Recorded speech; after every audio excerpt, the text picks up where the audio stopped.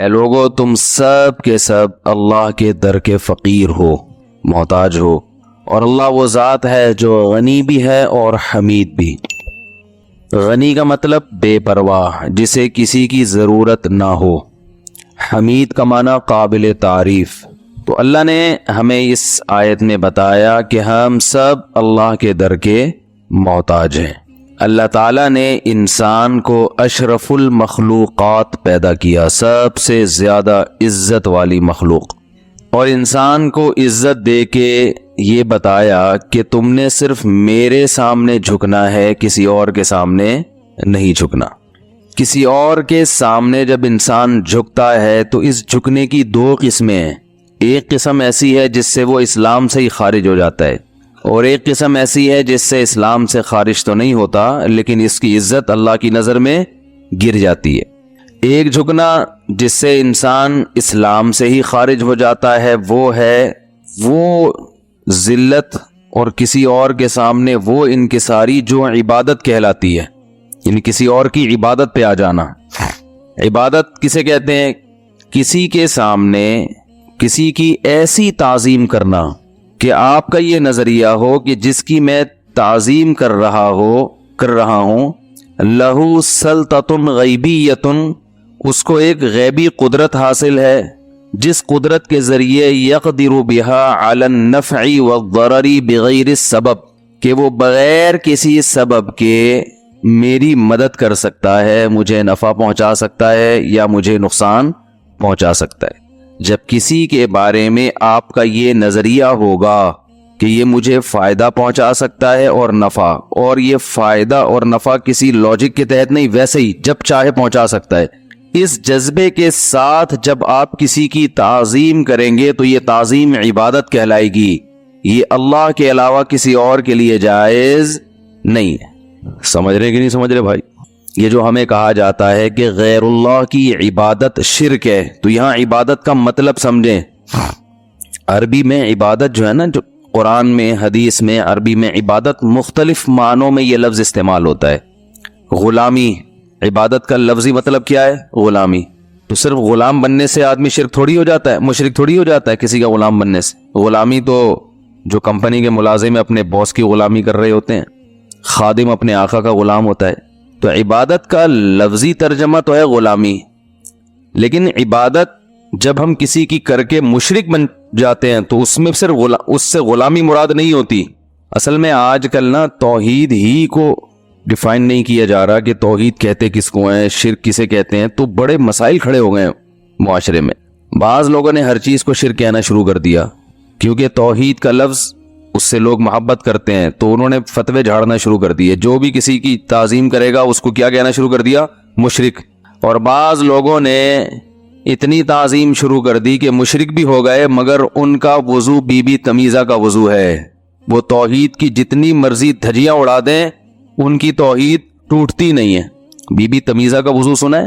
Be be تمیزہ جو ہے وہ نماز نہیں پڑھتی تھی، تو مسجد کے قاری صاحب نے اس کو کہا نماز پڑھا کرو، اس نے کہا وضو نہیں آتی، تو انہوں نے کہا چلو وضو کا طریقہ میں تمہیں سکھا دیتا ہوں۔ تو بی بی تمیزہ کو مکمل وضو کرایا انہوں نے کہ ایسے کرتے ہیں، مکمل وضو کرا کے سفر پہ چلے گئے۔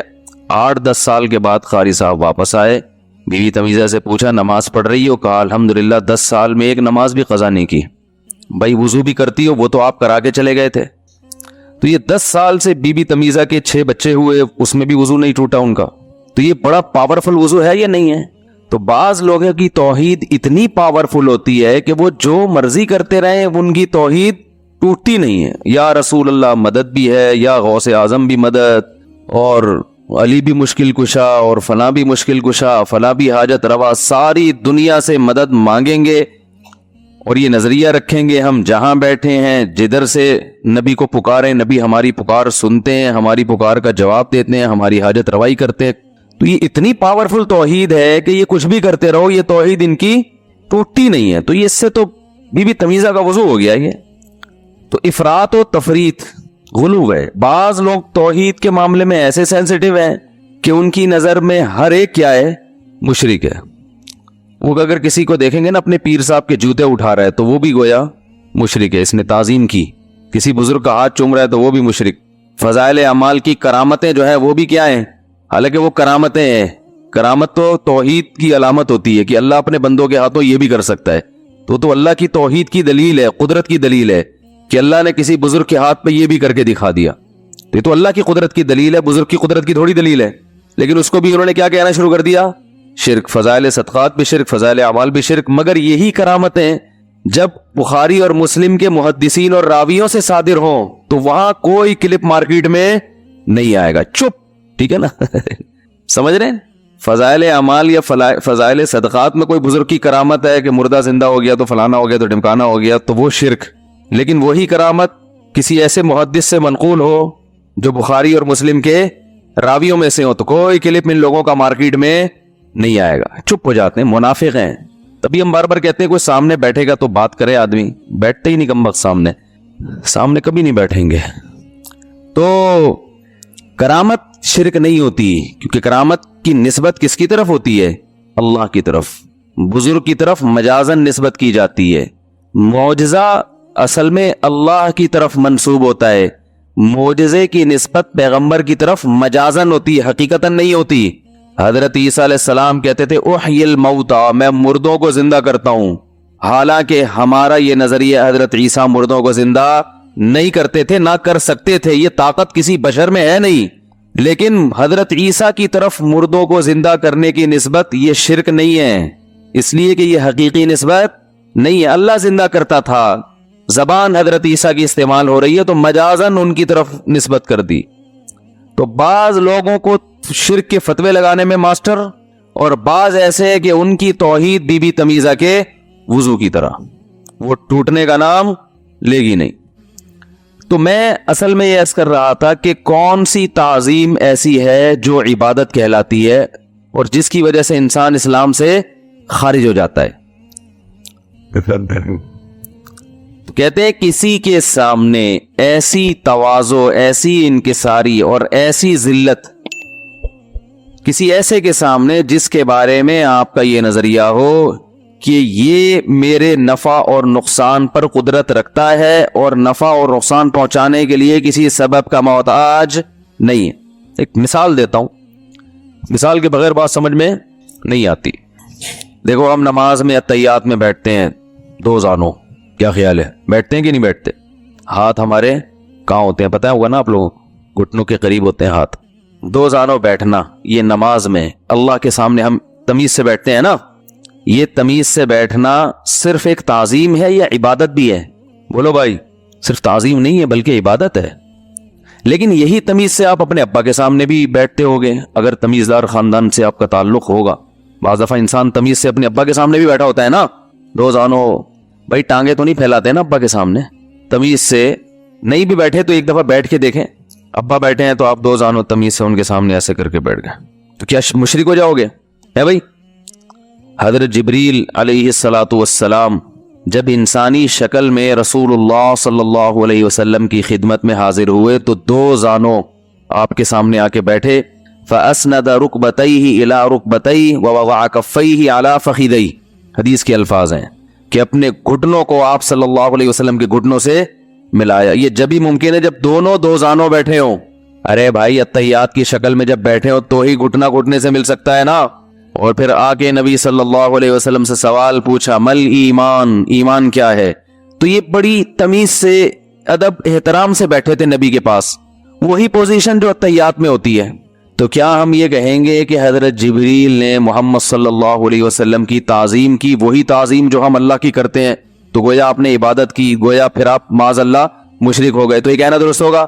تو سوال پیدا ہوتا ہے فرق کیا ہے اس تعظیم میں اور اس تعظیم میں؟ بھائی سجدہ کرنا اللہ کو عبادت ہے, یہ عبادت کسی اور کے لیے جائز نہیں ہے. لیکن اللہ نے فرشتوں کو حکم دیا آدم کو سجدہ کرو. کیا خیال ہے بھائی؟ تو سوال یہ پیدا ہوتا ہے کہ اے اللہ تو نے تو اپنے سوا کسی کی عبادت کو حلال کبھی بھی نہیں کیا, تو فرشتوں کو کیوں کہہ رہا ہے کہ آدم کی عبادت کریں؟ یہ تو شرک ہے, اللہ شرک کی اجازت دے سکتا ہے بھائی؟ تو فرق کیا ہے اس سجدے میں اور اس سجدے میں جو ہم کرتے ہیں؟ فرق یہ ہے کہ جب آپ ابا کے سامنے دو زانوں تمیز سے بیٹھتے ہیں تو ابا کی تعظیم ہے, ادب ہے, احترام ہے, لیکن دل میں یہ جذبہ نہیں ہے کہ یہ تعظیم میں اس لیے کر رہا ہوں کہ یہ جو سامنے والا اتنا قابل تعظیم ہے کہ میں اس کا ایسا غلام ہوں کہ یہ میری ذات پہ جو چاہے تصرف کر سکتا ہے، یہ جب چاہے مجھے فائدہ پہنچا سکتا ہے، جب چاہے مجھے نقصان پہنچا سکتا ہے۔ یہ فائدہ پہنچائے گا بھی تو سبب کے تحت۔ بھائی تھانے دار کے سامنے آپ دو زانوں بیٹھتے ہیں اس لیے کہ فائدہ پہنچا سکتا ہے، نقصان بھی پہنچا سکتا ہے، لیکن ایک دائرہ کار ہے، اس دائرے سے آگے نہیں جائے گا۔ تعلقات استعمال کرے گا، یہ سبب ہے۔ بندوق کا استعمال کرے گا، یہ سبب ہے۔ آپ اگر اس سے بڑا تعلق لے آئے، بلکہ وہ آپ اس کے سامنے دو زانوں بیٹھے تھے، ہے بھائی علاقے کا کوئی ایس ایچ او صاحب تھے، تو اس کو اس پہ بھی غصہ آئے کہ سردہ کیوں نہیں کر رہے، اور اس نے اپنا کارڈ نکال کے دیا میں ایس ایچ او، آپ نے کارڈ نکالا کہ میں ڈی ایس پی ہوں۔ جیسے وہ ایک آدمی کو کسی نے چاقو دکھایا، بولا تیری جیب میں جو کچھ ہے نکال دے، اس نے بندوق نکالی، اس نے بولا اب تیری جیب میں جو کچھ ہے تو نکال دے۔ تو اب بجائے آپ اس کی تعظیم کریں وہ آپ کی تعظیم شروع کر دے گا۔ تو عام نارملی ہم جب کسی کی کو عزت دیتے ہیں، رسپیکٹ دیتے ہیں، تو یہ مقصد نہیں ہوتا کہ یہ ہمارے نفع اور نقصان پر قدرت رکھتا ہے۔ اگر کوئی شخص کسی پیر و مرشد کی تعظیم کرے، سجدہ بھی نہ کرے، صرف تمیز سے دو زانوں بیٹھے اور یہ نظریہ رکھے کہ یہ پیر صاحب بہت پہنچے ہوئے ہیں، ان کو منا کے رکھو ورنہ یہ مجھے فائدہ بھی پہنچا سکتے ہیں اور نقصان بھی، تو یہ بھی کافر ہے۔ اور آج کل جاہل پیروں کی تعظیم اسی جذبے سے ہو رہی ہے، ورنہ اس کمبخت پیر کے پاس نہ علم ہے نہ تقوی ہے، بس اس خوف سے کہ پتہ نہیں ہماری کچھ بگاڑ نہ دے۔ تو یہ بھی شرک ہے۔ کیوں بگاڑے گا؟ کیا ہے اس پوٹلے کے اندر جو نہ اس کی شکل اس قابل ہے کہ اس پہ عقیدت کی جائے، نہ توند۔ اس پیر جاہل پیروں کی توندیں دیکھی آپ نے؟ میں نہیں کہہ رہا کہ جس کی بھی توند ہے تو خدا نخواستہ وہ جاہل ہے۔ بعض لوگ بزرگ ایسے ہوتے ہیں جو قدرتی طور پر بھاری جسم کے، تو بڑے بڑے صحابہ ایسے ہیں جو بھاری جسم کے تھے، لیکن there are two types of tones۔ ایک نیچرل ہو قدرت کی طرف سے، ہر شخص کا اسٹرکچر ایک جیسا نہیں ہوتا، اللہ نے کسی کو بھاری بنایا، کسی کو دبلا بنایا، کسی کو کیسا بنایا، تو یہ تو خدا کی طرف سے ہے۔ یہ تو صحابہ میں بھی تھے، تابعین میں بھی، آج بھی بڑے بڑے اللہ والے ہیں جن کے جسم بھاری ہیں، لیکن ایک توند وہ ہوتی ہے جو صدقے کے بکرے کھا کھا کے، بولو نا بھائی، نکلی ہو، جو مدرسے کے چندے کھا کے نکلی ہو، جو یتیموں کو دکھا دکھا کے، کچھ یتیم رکھے ہوئے ہوتے ہیں بعض لوگوں نے، یتیم دکھایا، چندہ لیا، کچھ تھوڑا یتیم پہ، باقی اپنے اوپر۔ یہ والی جو توند ہے اس کا اسٹائل بالکل یونیک قسم کا ہوتا ہے، یہ اکثر پکڑی جاتی ہے یہ والی توند۔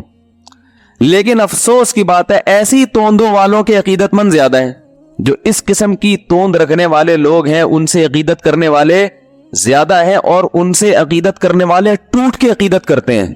کیوں؟ ان کا یہ نظریہ ہوتا ہے کہ یہ پیر صاحب سے ہماری بگڑی بنے گی۔ کسی عالم، مفتی، عام نارمل بزرگ جو بیچارہ سیدھا سادے سے ہوں، کہیں بھائی میں بھی تمہاری طرح کا انسان ہوں، کیا خیال ہے، میرے اپنے گھر کے مسائل حل نہیں ہو رہے، تمہارے کہاں سے حل کروں گا؟ کوئی اس طرح کی بات کرے لوگ محبت کریں گے اس سے؟ بولے یار یہ تو ہماری طرح کا انسان ہے، اس کے پاس کیا رکھا ہے، ٹماٹر خرید رہا ہے، کبھی آلو خرید رہا ہے، کبھی گاڑی کو دھکا لگا رہا ہے۔ لوگ ایسے شخص کو بزرگ ماننے کے لیے تیار، بولو نا، نہیں ہے۔ بزرگ کی ڈیفینیشن یہ کچھ ذرا ہٹ کے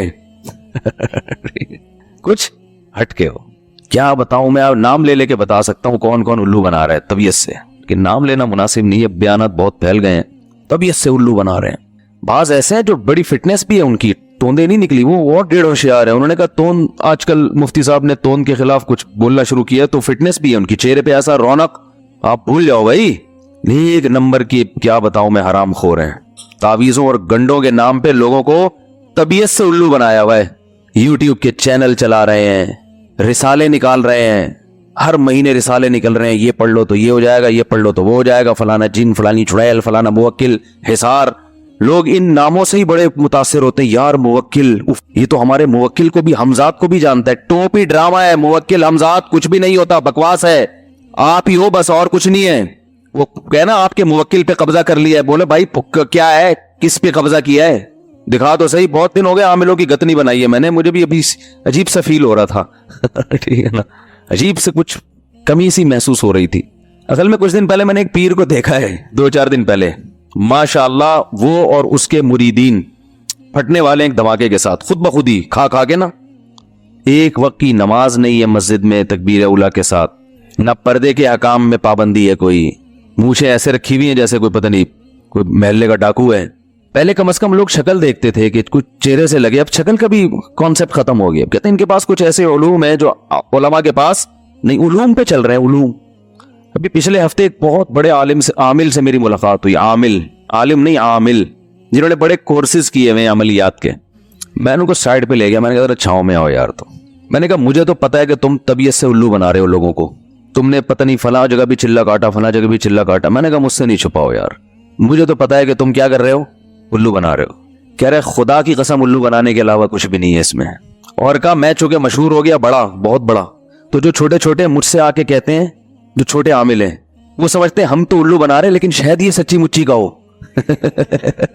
کہہ رہے وہ مجھے آ کے کہہ رہے ہوتے ہیں کہ ہماری ذرا نگرانی کریں, حفاظت کریں, حصار کھینچیں. کہہ رہے ہم بھی گھما دیتے ہیں, کچھ کھینچ رہے ہیں. کہہ رہے جیسے یہ بیوقوف ہے نا, اور ان کا نظریہ یہ کہ ہمیں تو نہیں پتا لیکن ہم سے بڑے والے کو پتا ہوگا. تو کہہ رہے میرا بھی یہی حال ہے, سمجھ رہے ہو. میرا بھی کہہ رہے یہی حال ہے. تو خیر عامل کی گت تو بنتی رہتی ہے, اس پہ تو بہت بیانات ہیں. لیکن عاملوں کی ایک اور مسئلہ کہ پیر صاحب بھی آئے ہوئے ہیں مارکیٹ میں نا, وہ کہتے نہیں ہے کہ میں عامل ہوں, میں بزرگ ہوں, بس ختم. کیوں بزرگ ہو, کیا ہے تمہارے اندر بھائی؟ بس پہنچے ہوئے فلاں سے گدی ملی ہے ان کو, فلاں کا ہاتھ ہے ان کے سر پہ, تو فلاں کے سر پہ ہاتھ کی وجہ سے بال تو نکلے نہیں ان کے سر پہ, اتنی برکت بھی نہیں ہوئی, بس یہ فلاں کی وجہ سے ان کو ملا ہوا ہے. کیا ملا ہوا ہے؟ سب مبہم باتیں ہوں گی, کوئی بات بھی ایسی نہیں ہوگی جس کا کوئی ڈکشنری میں مطلب ہو. سمجھ رہے ہیں نا بھائی, یہ ان کے کچھ ہیں, ان کو کچھ خدا کی طرف سے کچھ ہیں چیزیں. کیا چیز ہے بھائی؟ چیزیں ہیں. یہ دیوبندی ہو, اہل حدیث ہو, بریلوی ہو, اور کتنے فرقے ہیں, شیعہ ہو یا مسلمین ہو, اس میں سب ایک جیسے ہیں, یاد رکھنا. اس میں کبھی دھوکے میں نہ آنا کہ فلاں کا خلیفہ تو فلاں کا ٹوپی ڈرامہ, یہ سب ٹوپی سب ایک جیسے ہیں. الا ان اولیاء اللہ لا خوف علیہم ولا هم یتقون. بزرگ کی ڈیفینیشن کیا ہے؟ قرآن نے بیان کی ہے. اولیاء اللہ, بزرگ کو ولی بھی کہتے ہیں نا, اولیاء اللہ بھی کہتے ہیں نا بھائی. اولیاء اللہ کہتے ہیں نا بزرگ کو, ولی کی جمع اولیاء اور ولی, اللہ کا دوست ولی. تو اللہ نے ولی کی ڈیفینیشن دو لفظوں میں بیان کی ہے, لا خوف علیہم ولا هم یحزنون. پہلے تو بتایا کہ اللہ کے جو اولیاء ہیں, جو بھی بزرگان دین ہیں, ان پر قیامت کے دن کوئی خوف اور غم نہیں ہوگا. بتایا کہ اس سے پتہ چل رہا ہے گویا دنیا میں آزمائشیں آتی ہیں ان کے اوپر, لیکن آخرت میں نہیں ہوگی. دو لفظوں میں اللہ نے ڈیفائن کیا, لا خوف علیہم ولا هم یحزنون الذین آمنوا, جن کا عقیدہ درست ہو, وکانوا یتقون, اور جو گناہوں سے بچتے ہوں. بس یہ کون ہے؟ اولیاء اللہ. عقیدہ درست, توحید کا عقیدہ, ختم نبوت کا عقیدہ, اور دوسری چیز کیا ہے؟ گناہ سے بچتے ہوں, تقوی, نظر کی حفاظت, نماز قضا نہ کرتے ہوں, جماعت سے نماز, تکبیر اولیٰ کا اہتمام. اس میں کہیں بھی نہیں ہے کہ وہ کوئی ٹھیا لگا کے بیٹھے ہوئے ہوں اور یوں کر کے توجہ ڈالیں تو بندہ ہل جائے, ہوتا ہے نا, اور وہ ان کو منا کے رکھو گے تو بگڑی بنتی رہے گی, ان کو ناراض کر دیا تو وہ کچھ کر دیں گے, تو جس سے کیا ہو جائے گا؟ نقصان ہو جائے گا. رسول اللہ صلی اللہ علیہ وسلم سے بڑا ولی کون ہو سکتا ہے؟ 13 سال مکہ میں تکلیفیں برداشت کی ہیں, پھر وہاں سے مدینہ کی طرف ہجرت کی. آپ یوں کر دیتے, آپ یوں کر دیتے تو سب کچھ ہو جاتا. ہدایت چاہتے تھے کہ عمر بن خطاب کو اور ابو جہل بن ہشام کو ہدایت ملے, تو یوں نہیں کیا, دعا مانگی اللہ ان دونوں میں سے کسی ایک کو تو دے دے, دعا مانگی اللہ سے. پھر احد میں پھر لڑائیاں لڑی ہیں آپ صلی اللہ علیہ وسلم نے, پھر بدر میں لڑائیاں ہیں, غزوہ خندق میں لڑائی لڑی ہے. اگر یہ ساری طاقتیں, غیبی طاقتیں آپ کے ہاتھ میں ہوتی تو نہ خندقیں کھودنے کی ضرورت, نہ پیٹ پہ پتھر باندھنے کی ضرورت, نہ 313 کو 1000 کے مقابلے میں لا کے لڑانے کی ضرورت, نہ احد میں مشوروں کی ضرورت کہ کیا طریقہ کار اختیار کیا جائے, اسٹریٹجی کیا ہونی چاہیے اس دفعہ لڑائی کی. یہ تو سارے مشورے غزوہ خندق میں مشورہ لے رہے ہیں کہ بھائی یہ تو چاروں طرف سے قبائل نے مل کے حملہ کر دیا, کیا کریں, جنگ کیسے لڑنی چاہیے, مشورے لے رہے ہیں. سلمان فارسی کو بلایا رضی اللہ عنہ کہ عرب میں تو ایسی لڑائی ہم نے کبھی دیکھی نہیں ہے کہ چاروں طرف سے حملہ ہو رہا ہے, آپ بتاؤ جب آپ کے ملک میں ایسی لڑائیاں ہوتی تھی تو کیا کرتے تھے؟ حضرت سلمان فارسی نے فرمایا ہم خندقیں کھودتے ہیں. مشورہ ہوا بھائی اس کے علاوہ کوئی آپشن نہیں ہے. غیبی طاقتیں ہوتی تو ان مشوروں کی اور ان لڑائیوں کی اور اتنی ٹینشن کی کیا ضرورت تھی بھائی؟ جو جاہل پیر ہے نا آج کل کا جاہل پیر, وہ بیٹھا ہوا ہے توند نکال کے, بس نہ اس کا کوئی بزنس ہے, سمجھ رہے ہیں, نہ محترم کا کوئی باپ دادا سے کوئی جاگیر ملی ہے, ان کو جائیداد ملی ہے, نہ کوئی مخلص مریدوں کے ہدیے ہیں. ایک ہدیہ وہ ہوتا ہے جو لوگوں کو الو بنا کے صحیح ہے نا لیا جائے تعویذ گنڈوں کے نام, اور ایک ہدیہ وہ ہوتا ہے جو کوئی واقعی کوئی آپ سے عقیدت کرتا ہے تو وہ آپ کو کوئی ہدیہ دے دے. وہ اتنا بڑا نہیں ہوتا کہ اس میں لینڈ کروزر آ جائے, کیونکہ اس قسم کے ہدیے ہم بہت بھگتے ہوئے ہیں, ٹھیک ہے نا. وہ اتنا ہوتا ہے جتنی عقیدت ہے. 5 روپے کی عقیدت تو 5 روپے دے دے گا آپ کا کوئی معتقد, بہت زیادہ عقیدت 5000 کی ہو جائے گی میرے بھائی, کیا خیال ہے؟ 5000 سے زیادہ عقیدت کے لیے بہت سامنے والے کو انسپائر کرنا پڑتا ہے کہ میں بہت زیادہ نیک ہوں, معمولی نیک نہیں ہوں. پھر 5000 سے اوپر تھوڑا سا گراف جائے گا, لیکن وہ بھی لاکھوں کروڑوں تک اتنا نہیں ہو جاتا کہ پلاٹ خریدے جائیں, جائیدادیں بنائی جائیں اور بنگلے خریدے جائیں اور بھائی پیر صاحب کے ہاتھ میں سونے کی انگوٹھی تو چاندی کی ادھر لاکٹ یہ والا, اور پھر خود بھی کھا رہے ہوں, اپنے بھائیوں کو بھی کھلا رہے ہوں, اور پورے سلسلے مریدوں کے خلیفوں کے ڈیفنس میں بنگلے بن رہے ہوں. اس کی علاوت ہے میرے بھائی دال میں کچھ کالا کالا, بولو نا بھائی ہے. اس کے لیے ضروری ہے کہ آپ سامنے والے کو یہ جتلائیں کہ میں بہت پہنچا ہوا ہوں.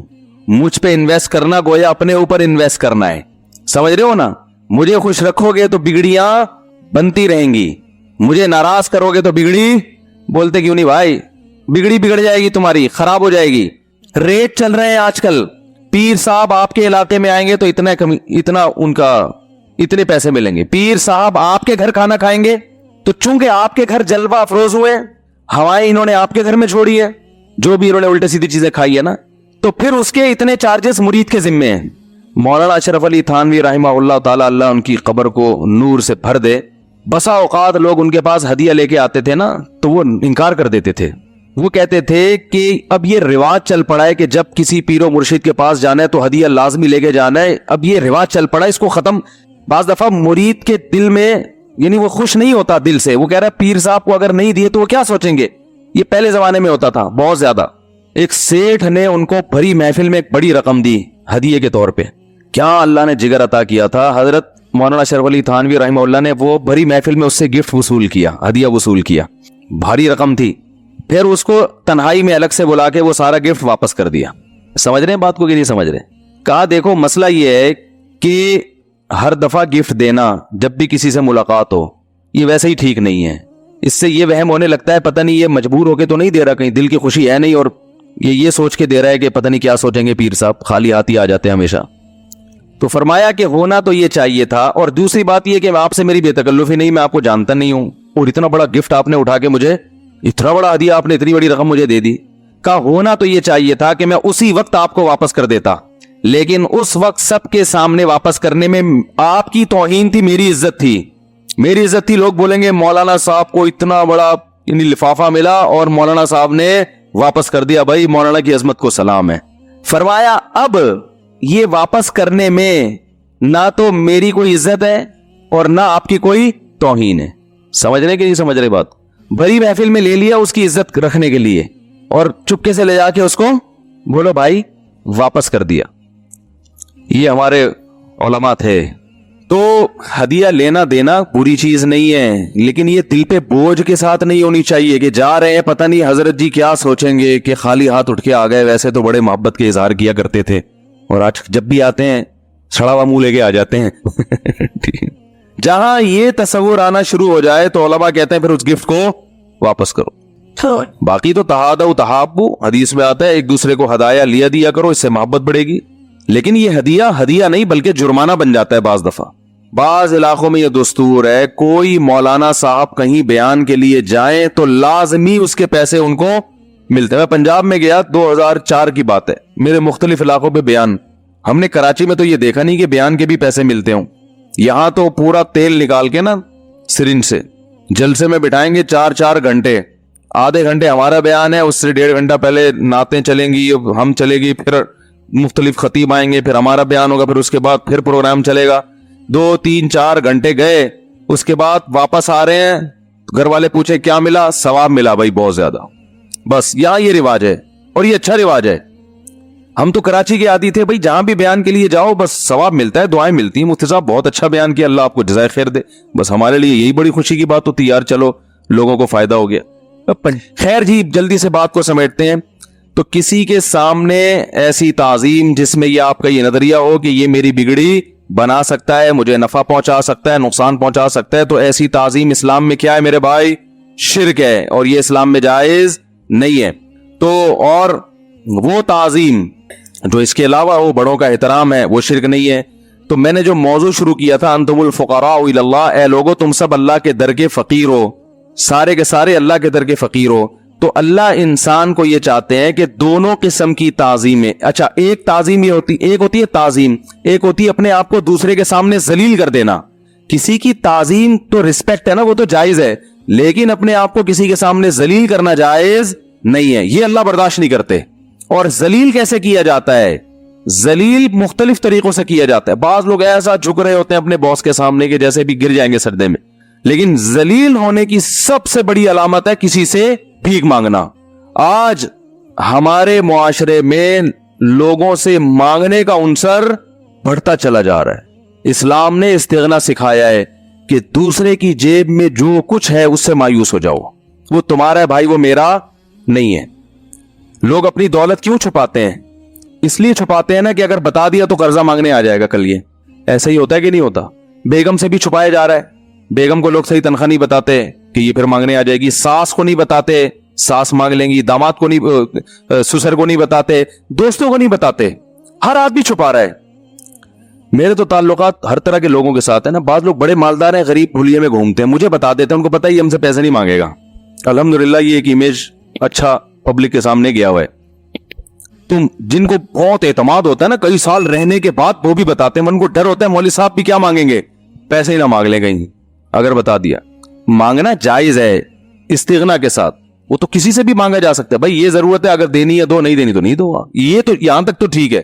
بھائی مسجد میں بالفرض, ابھی تو ہمارے وضو خانے میں ضرورت نہیں, ایک مثال دے رہا ہوں. بھائی ضرورت ہے, آپ لوگ دیکھ رہے ہیں, بھائی بنا دو تو ثواب ملے گا, نہیں بناؤ تو میرے باپ کا تھوڑی ہے, میرے گھر کا وضو خانہ تھوڑی ہے. ٹھیک ہے نا؟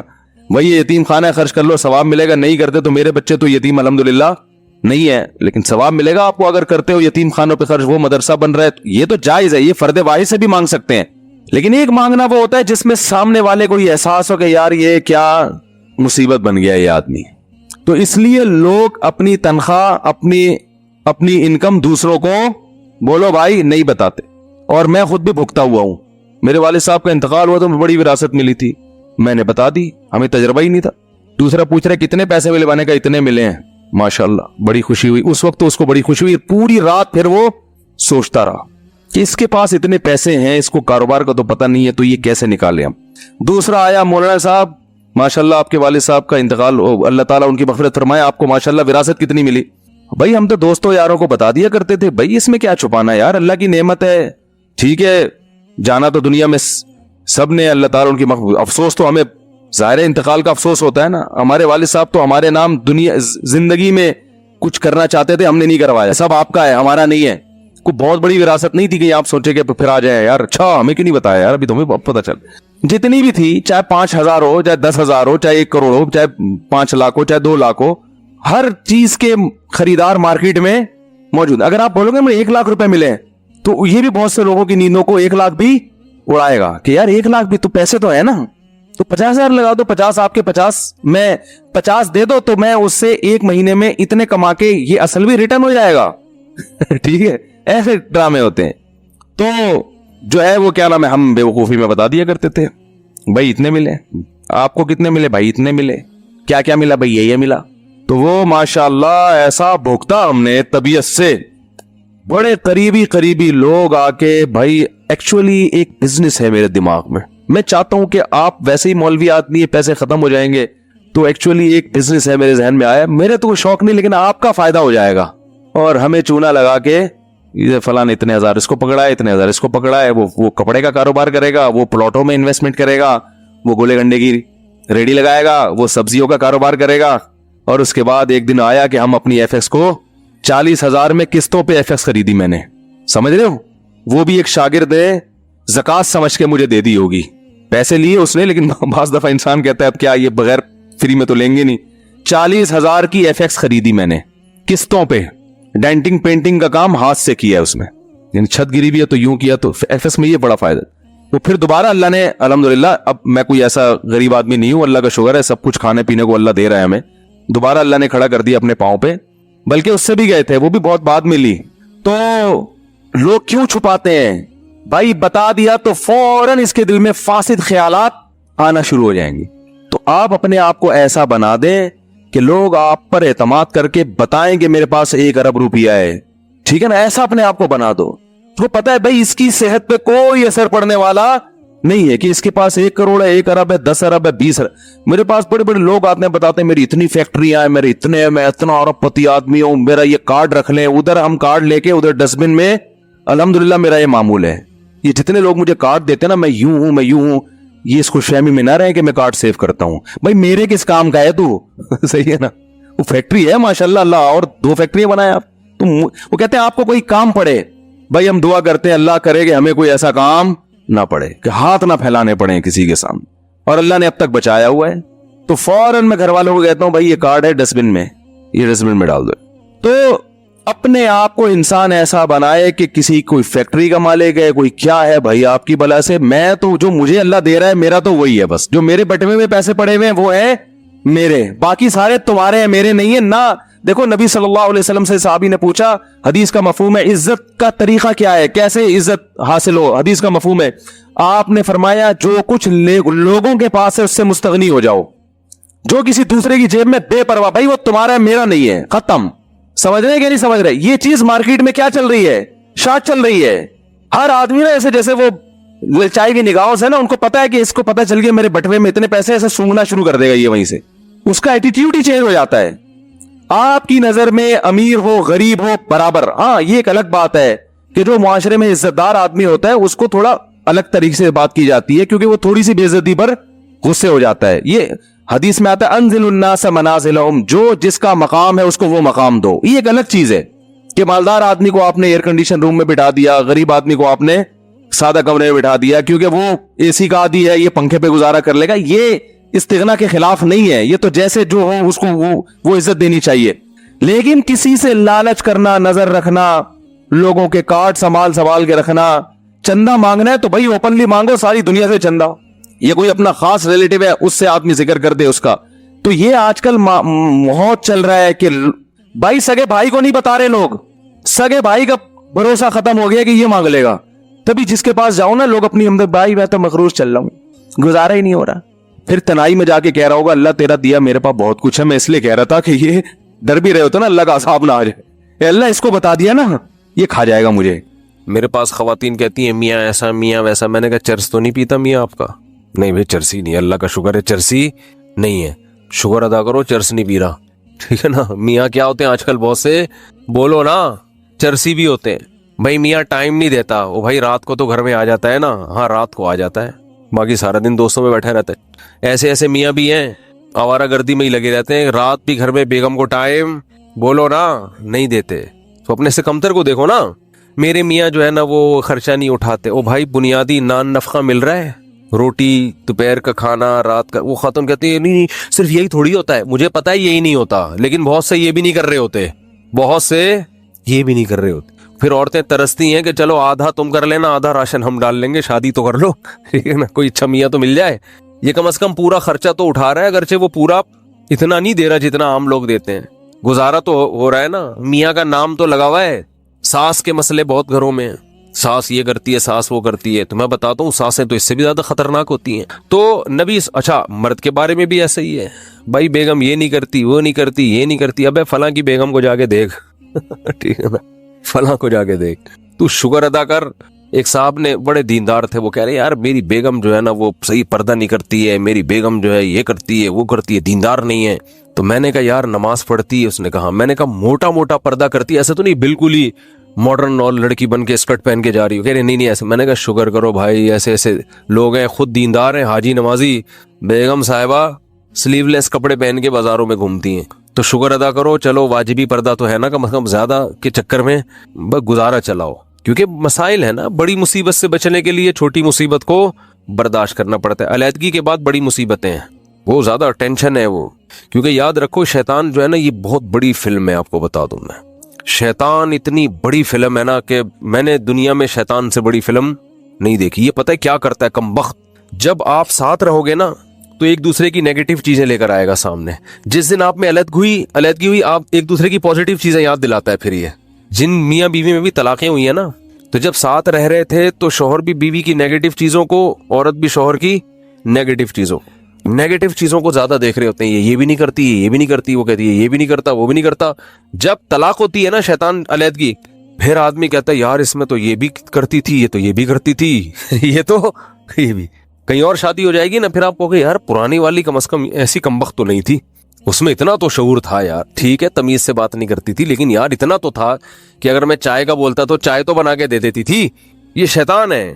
حالانکہ اب شریعت کہہ رہی ہے پرانی والی کو چھوڑو، اب نئی کی خوبیاں دیکھو، لیکن جب نئی ہوگی نا تو پرانی کی خوبیاں اور نئی کی خامیاں، اور وہ جب کہیں اور شادی کرے گی تو نئے والے کی خامیاں پرانے والے کی خوبیاں، اور بتا بھی رہی ہوتی ہیں کہ آپ سے شادی ہو گئی، آپ جو ہے نا چلو جیسا بھی تھا میرا پرانا میاں، کم از کم جب بھی اس کو میں نے بولا خربوزے کا، اس نے خربوزہ لا کے مجھے دیا ہے، اور اچھی سبزی اچھی لاتے تھے وہ، ان کو تو ٹماٹر خریدنے نہیں آتے۔ یہ شیطان اتنی بڑی چیز ہے کہ آپ کو کیا بتاؤں میں، ہر چیز میں یہ کیا لے کے جاتا ہے، نیگیٹو۔ تو آپ نے شیطان کے الٹا چلنا شروع کر دو تو ہر چیز کیا ہو جائے گی، پوزیٹو ہو جائے گی۔ تبلیغ والے کیا خاندانی مثال دیتے ہیں، یہ گوروں کے پاس یہ موٹیویشن کی چیزیں آپ کو نہیں ملیں گی۔ دیکھو تبلیغی جماعت میں کوئی لمبا چوڑا سلیبس نہیں ہے کہ کوئی بڑی زبردست ورک شاپ کروائی جاتی ہو کہ جس میں جناب کوئی موٹیویشنل اسپیکر جنہوں نے یورپ سے ڈگریاں لی ہوں لوگوں کو گائیڈ کرنے کی، اور وہ جناب آ کے بڑی خاندانی قسم کے ہوٹل بک کرا کے بڑا پروفیشنل اسٹائل میں لوگوں کو سمجھا رہا ہو اور اس کے تجربے ہوں، ایسا کچھ بھی نہیں ہے۔ لیکن موٹیویشن ایسی خاندانی ملتی ہے کہ ایک آدمی سال کی جماعت میں امیر بن کے مینیجر بن کے جاتا ہے بغیر تنخواہ کے، ایک سال مختلف قوموں کے مختلف ڈیزائن کے مختلف عمر کے لوگوں کو مینیج کر کے ان میں لڑائی نہ ہونے دینا، اور پورے سال کے بعد وہ واپس تمیز سے گھر آ جاتا ہے۔ 4 آدمیوں کو آپ ذرا 3 دن کے لیے بٹھا دو، پھڈا نہ ہو تو میرا نام بدل دینا، چاہے کتنے ہی پڑھے لکھے ہوں، کھانے پہ الگ پھڈا ہوگا ان کا، آج یہ پکے گا وہ کہے گا یہ نہیں پکے گا، اب تو آرڈر ہی چلا ہوتا ہے، لازمی ہوگا۔ یہ تو اس لیے نہیں ہوتا کہ جب پھڈے کا ٹائم آتا ہے تو ہم جدا ہو جاتے ہیں نا، بیٹھے گٹر کے ڈھکن پہ 2-4 گپ شپ لگائی، بات کی، پھڈا ہونے سے پہلے ہی کیا ہو جاتے ہیں الگ۔ 3-4 دن کسی کے ساتھ رہو، ایک ہدف ہو تو آپ دیکھو چھوٹی چھوٹی باتوں پہ جھگڑے شروع ہو جائیں گے، آپ کے چھوٹی چھوٹی باتوں، کھانے پہ جھگڑے شروع ہو جائیں گے۔ بہت دیکھیں ہم نے، 1 سال کی جماعت ہوگی، پیدل جماعت ہوگی، گرمیاں ہوں گی، گاؤں دیہاتوں میں لاکھوں پتی، امریکہ سے آیا ہوا آدمی بلوچستان کے پسماندہ علاقے میں ٹوٹے پھوٹی مسجد میں قیام کیا ہوا ہوگا، اس نے لوٹے سے استنجا کر رہا ہوگا، وہ ٹیشو سے پھر بھی بہتر ہے، بہرحال لوٹے سے کیا کر رہا ہوگا۔ تو یہ موٹیویشن کہاں سے ملتی ہے ان کو بھائی؟ اس میں کیا الفاظ ہیں، 2-4 چھوٹے چھوٹے لفظ ہیں جو اسلام نے دیے ہیں اور وہ یاد کیے ہوئے۔ اسلام نے کیا کہا ہے بھائی؟ بدگمانی مت کرو، مثبت سوچو، یہ کہا ہے نا۔ صحابی نے عرض کیا تھا یا رسول اللہ، ایک صحابی نے دیکھا نا آپ کی کیا نیکی ہے کہ نبی نے آپ کو دنیا میں جنت کی بشارت دی، انہوں نے کہا کچھ بھی نہیں، رات کو سب سے دل صاف کر کے سوتا ہوں، رات کو سوتا ہوں تو کیا کرتا ہوں، دل صاف، کہ بھائی جس نے الٹی بات کی اس کو سیدھا کر لیتا ہوں۔ یہی ہوتا ہے نا کہ وہ یہ جو کہہ رہا تھا یہ غلط مطلب نہیں، یہ اس کا صحیح مطلب بھی لیا جا سکتا ہے۔ وہ فلاں جو مجھ پہ غصہ ہوا تو اصل میں حسد کی وجہ سے نہیں، اس کے دل میں میری اصلاح کا جذبہ بہت زیادہ ہے، اس لیے وہ ایکسائٹیڈ ہو گیا۔ سمجھ رہے ہیں کہ نہیں سمجھ رہے ہیں؟ دل صاف کر کے سونا یہ بہت بڑی نیکی ہے۔ تو وہ کتنا زبردست لفظ تبلیغ والے بولتے ہیں، پازیٹیو کوشش کرتے ہیں نا۔ آپ سوچو کہ بھائی بڑے کا ادب اس لیے کیا جائے کہ اس کی نیکیاں آپ سے زیادہ ہیں، اس کی زندگی زیادہ ہے تو اس کو زیادہ نیکیوں کا ٹائم ملا ہے، تو غالب یہی ہے کہ نیکیاں اس نے آپ سے زیادہ کی ہوں گی۔ چھوٹے پہ شفقت یہ سوچ کے کی جائے کہ اس کے گناہ آپ سے کم ہیں۔ کیا ہٹو بچوں مثال ہے یا نہیں بھائی؟ وہ ہم پتہ کیا کہہ رہے ہوتے ہیں، یہ چھوٹا ہے، اس کو کیا پتا، میری نمازیں بھی اس سے زیادہ، میری زکاتیں بھی اس سے زیادہ، یہ تو بھی بچہ ہے کل کا، ابھی تو اس نے کوئی قربانی دی نہیں ہے، میں نے ماں باپ کی خدمت بھی اس سے زیادہ کی۔ اور بڑے کے بارے میں سوچتے ہیں کہ جو بدماشیاں میں کر رہا ہوں وہ اس نے مجھ سے زیادہ ہی کی ہوں گی، ٹھیک ہے نا۔ جو برائیاں مجھ میں ہیں، اس کی عمر 10 سال بڑی ہے تو 10 سال اس کے گناہ مجھ سے زیادہ ہیں، تو عقل کے لحاظ سے تو بات ٹھیک ہے، لیکن جب یہ ٹھیک ہے تو وہ بھی تو ٹھیک ہے نا کہ نیکیاں زیادہ کی ہوں گی اس نے۔ تو اسلام کہتا ہے کہ دوسروں کے معاملات میں آپ نے کیا سوچنا ہے، پازیٹیو، اس کی نیکیوں کی طرف توجہ اور اپنی خامیوں کی طرف توجہ، کہ میری برائیاں اس کی برائیوں سے زیادہ ہیں اور اس کی نیکیاں میری نیکیوں سے زیادہ ہیں۔ اس کا پتہ ہے فائدہ کیا ہوتا ہے؟ انسان ٹینشن لیس ہو جاتا ہے، ورنہ چڑھتا رہتا ہے بلا وجہ نا۔ آدھے مسئلے تو اسی وجہ سے پیدا ہو رہے ہیں، لوگوں سے نفرت کی وجہ سے، یہ اتنا برا، یہ اتنا برا، یہ ایسا کیوں، یہ ویسا کیوں، اسی سے ٹینشن میں آ رہا ہوتا ہے۔ تو اپنے آپ کو اتنا نیک سمجھنے کی ضرورت ہے ہی نہیں. کہتے ہیں کہ عزت ایسی چیز ہے جس کے حصول کی کوشش جس نے کی ہے نا اس کو نہیں ملی کبھی بھی. جس نے کوشش نہیں کی اس کو بہت مل جاتی ہے. تو ایک طریقہ تو یہ بتایا گیا کہ سوچو کیا پازیٹیو. دوسرا طریقہ بتایا کہ اپنے سے کمتر کو دیکھو, کہ جو آپ کو پیسے نہیں ہیں آپ کے پاس تو ان لوگوں کو دیکھو جن کے پاس اتنے بھی نہیں ہیں. ایک صاحب کا فون آیا, 5 سال سے بے روزگار ہوں, گھر میں بھی سلاواتے ہیں, باہر بھی سلاواتے ہیں, ٹینشن میں. میں نے کہا بھائی جان گھر تو ہے نا, چلو سلاواتیں سننے کو مل رہی ہیں لیکن گھر والوں نے نکالا تو نہیں نا, چھت تو ہے نا.